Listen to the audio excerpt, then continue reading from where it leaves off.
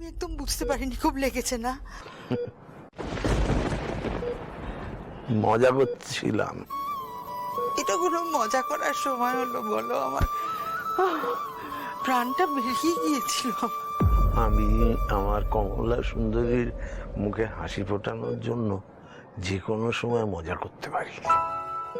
ভালো কথা, ভগবান আমাকে টেনে নিয়েছিলেন, কিন্তু প্রায় দোরগোড়া থেকে ফিরিয়ে দিলেন। কেন যে ফিরিয়ে দিলেন? চুপ করো, একদম বাজে কথা বলবে না। বাজে কথা বললে আমি কিন্তু এখান থেকে চলে যাব, দিয়ে নিজের ক্ষতি করব। তুমি খুশি হবে তো তাতে? আচ্ছা আচ্ছা আচ্ছা আচ্ছা, ঠিক আছে ঠিক আছে, শান্ত হও, শান্ত শান্ত হও। আমাকে বলো তো, অ্যাক্সিডেন্টটা হলো কি করে? তুমি অন্যমনস্ক ছিলে, তাই না? গাড়ি আসছে দেখোনি? হ্যাঁ, কি হয়েছিল?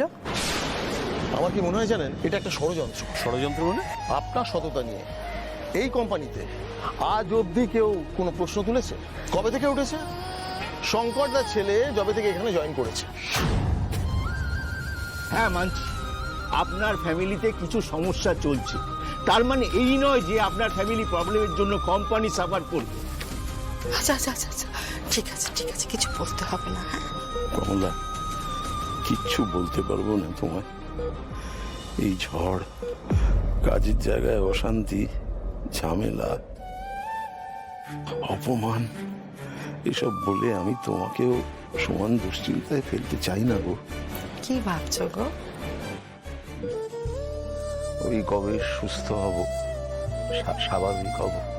অনেক কাজ আছে তো, বিশ্রাম নেওয়ার সময় কই আমার।